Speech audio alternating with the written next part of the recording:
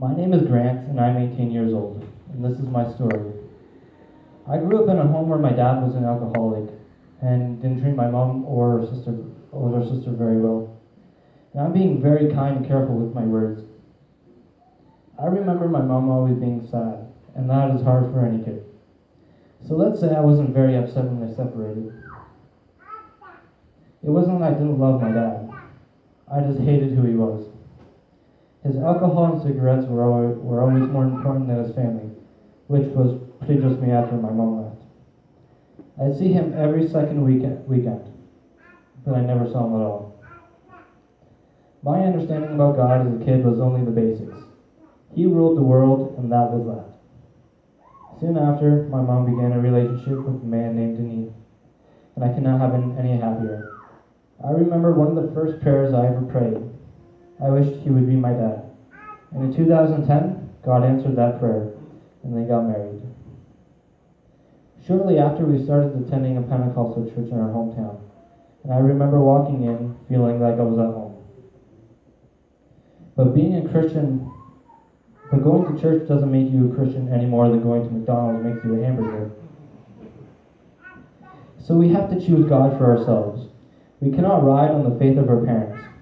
And I was 13, and I knew I had found the truth in Jesus, and I gave my life to him. I was still visiting my real dad every second weekend. Nothing changed with that, but I was okay, because at least I knew I had Jesus. But I quickly learned that if you do not choose to live for him every day, the devil will step in and send distractions your way. He will use anything and anyone to take you from having a relationship with God. In my case, it was my first girlfriend. She was pretty cute, and she was all about me. Which was the first time anything was all about me. But she did not know nor love Jesus the way that I did. So I see why God says in 2 Corinthians 6:14, not to be together with unbelievers. Well, it's true.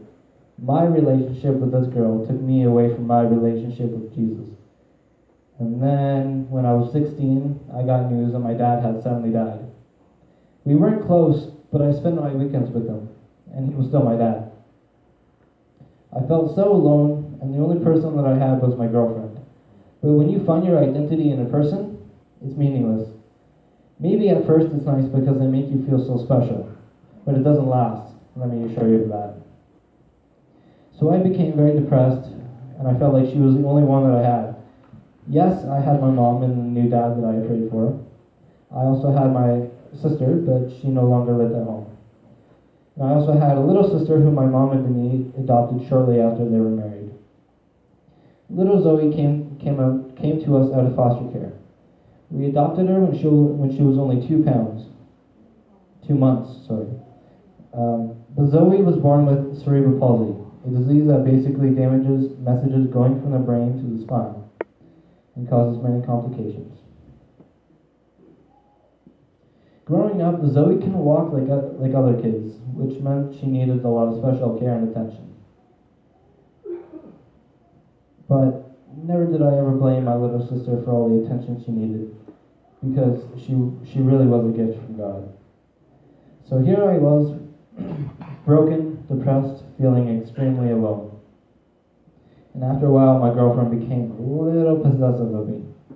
Okay, a lot. And then, tragedy hit her life too. Her mother suddenly passed away as well. So you can imagine how healthy our relationship was. So within a year, we both lost a parent. Both of us broken, hurting, looking to each other to take the hurt away. Needless to say, it did not end well. But it did end. And it was not a bad thing that it ended, because I was left with no choice but to call out to the only one who comforts us and loves us right where we are. So through tragedy, God got my attention. We often blame God for the tragedies that happen in our life, but sometimes it's those tragedies that lead us back to Him. So here I am serving Jesus again. And in this part of my testimony, I love sharing because I am a witness to His truth. Remember my little sister Zoe, born with CP? She was cute as a button. She would go monthly to Sudbury for needles because of the pain in her legs. And we would have to carry her a lot because the pain was so bad at times. She was only 6, yet so helpless. Often my parents would bring her for prayer. But last summer at family camp, everything changed. My parents took her to the altar 2 nights in a row, begging God, trying to believe for her healing. Well, on the 3rd night, I gave up. But Zoe insisted that she needed prayer, and so they went. After about an hour of praying, the pastor told Zoe that they were going to take off her braces and shoes, and that she was going to run. And you know what? She ran. And all I could see from the back of the church was my little sister running for the first time in her life, and I couldn't stop crying. So God literally showed up because there is no cure for cerebral palsy. The same Jesus that opened the eyes of the blind, made the lame walk, and healed my little sister. Our God is alive, and He is real, and He not only healed my little sister, He touched me in a way I cannot explain. I know that Jesus never left me through my hard years. I left Him. He was always waiting there for me to come home. Well, I'm never leaving home again. I plan to attend Bible college in September, but no matter what my future holds, I know who holds it. I choose to live for Jesus and study His Word every day. So don't ever buy into the lie that once you follow Jesus, everything will be perfect, because it won't. There will always be tragedies and terrible things in this life. It's the world we live in. No matter what you're going through, Jesus is the answer. He's the only answer. And when tragedy hits, don't run from God. Run to Him, just like my little sister did.